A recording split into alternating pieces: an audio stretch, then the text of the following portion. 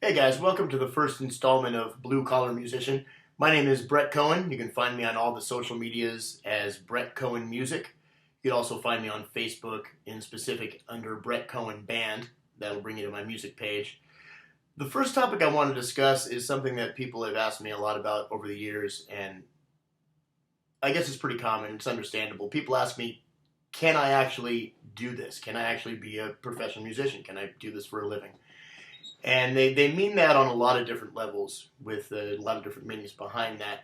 But one thing a lot of people are asking when they're asking that is, are they good enough to do this? Like, do they have to be a virtuoso on their instrument?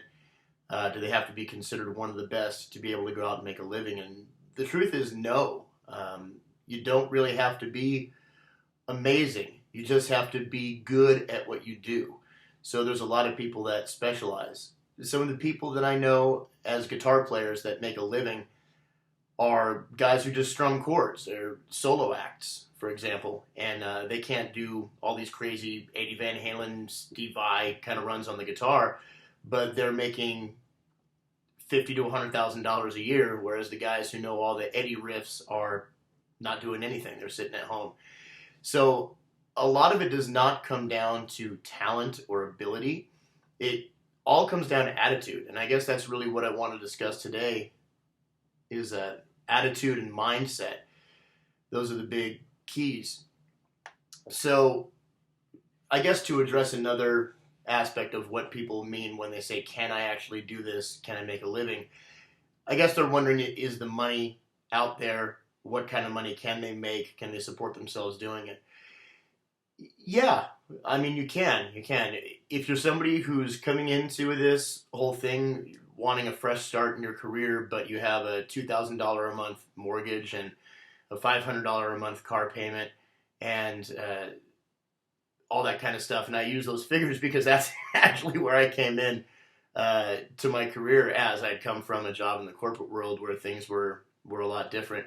No, you probably cannot out of the gate sustain that lifestyle playing music.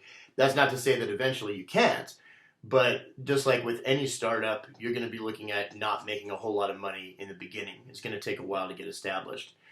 So the best place to put yourself in if you want to start a career in music is to just lower your overhead as much as you can. I mean, we've all heard about struggling for art. I don't think you necessarily need to struggle, but try to live economically. You know, understand that you're starting a business. You really are from the ground up.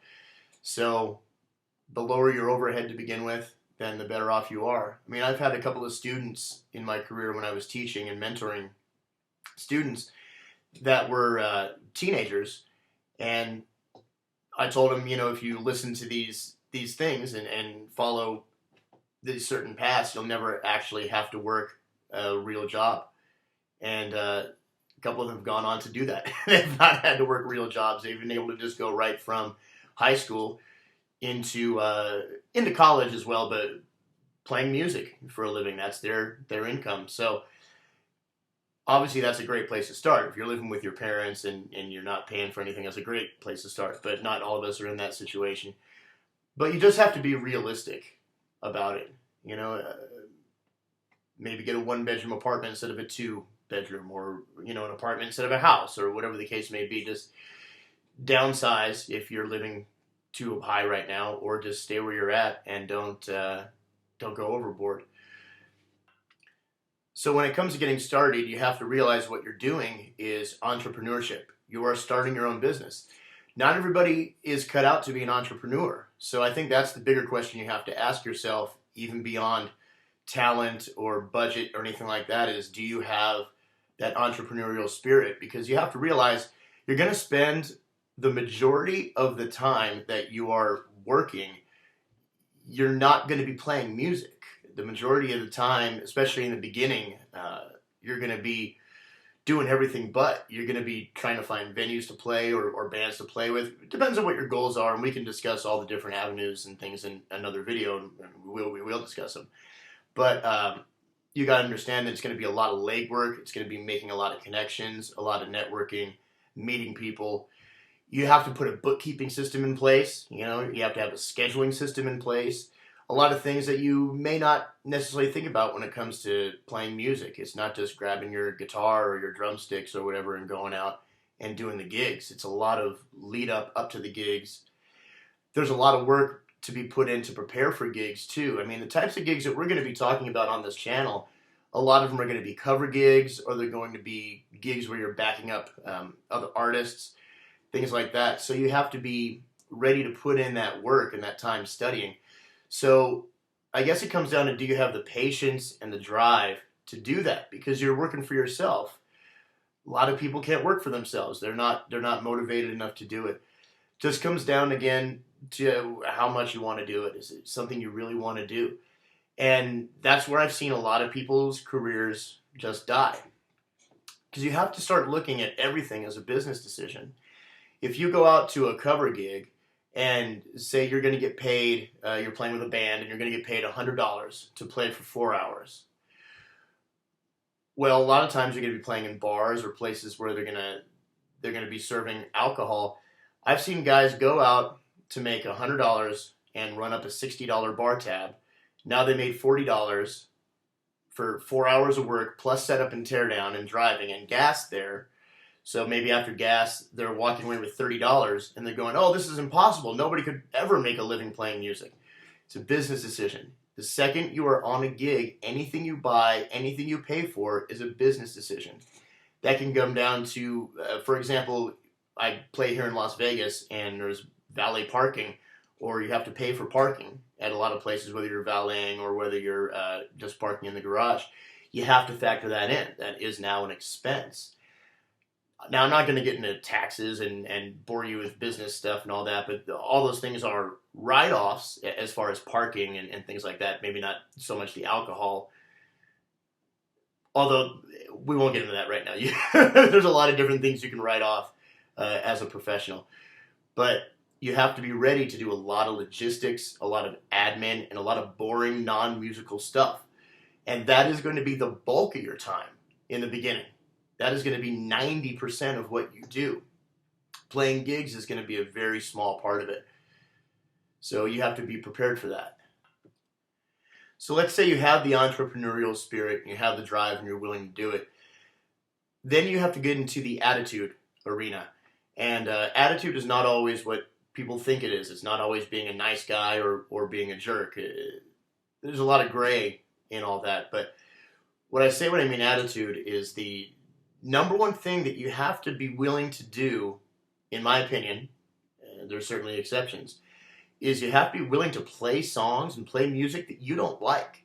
And that is a big stumbling block for a lot of people. And if I had to say there is one specific thing that draws the line between people that do it professionally and people that get upset that they can't do it professionally, it's that willingness to play songs and play music you don't like.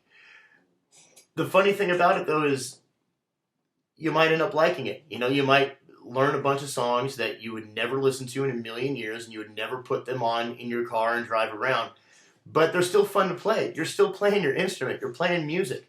I would rather spend 4 hours playing the worst songs in the world than go out and dig a ditch.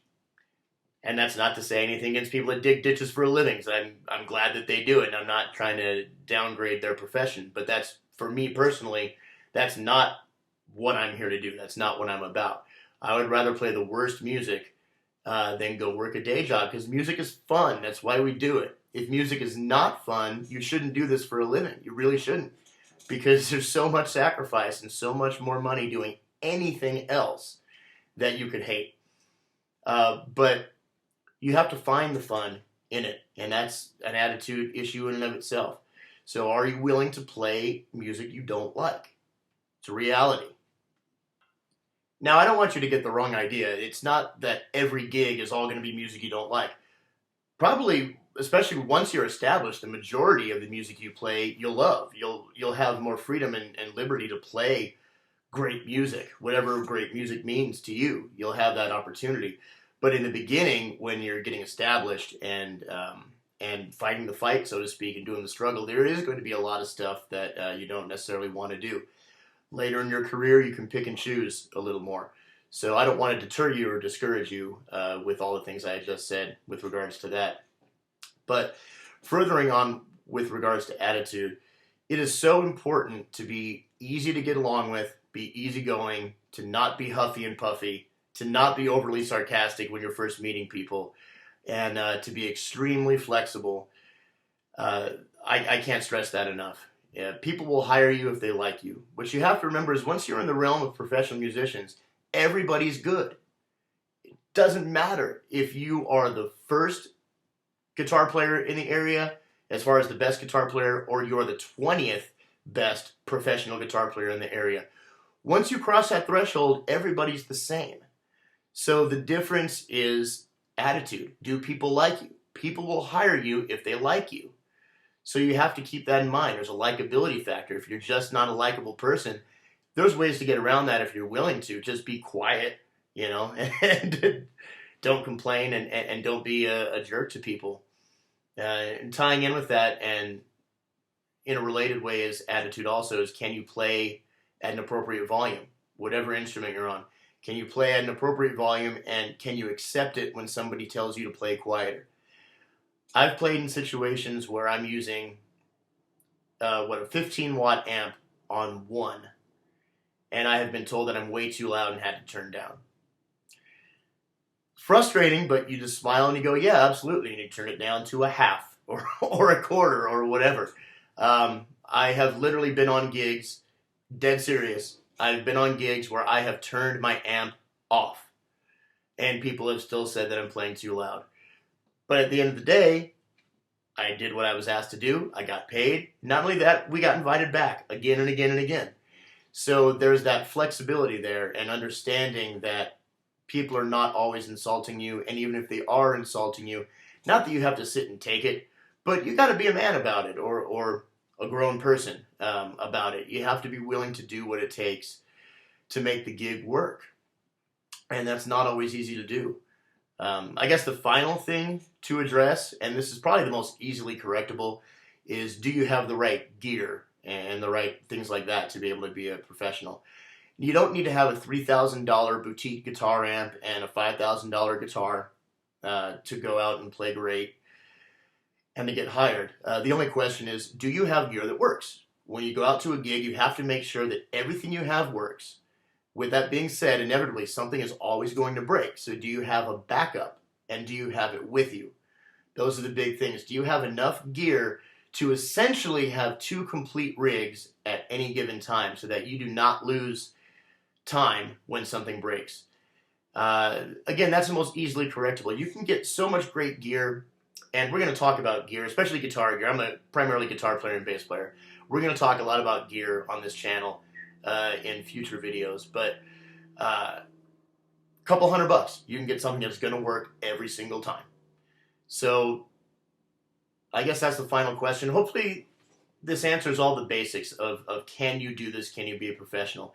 We could go on for days and days on this topic, but there's so many other fun topics that I want to talk about. So let's just leave that there for today. I hope you guys got a lot out of the video. I know if you're already an established professional, there probably wasn't a lot for you in this video. This is more for the upstarts. But again, my name is Brett Cohen, and this is Blue Collar Musician. You can find me on the internet at brettcohenmusic.com. All the social medias at Brett Cohen Music.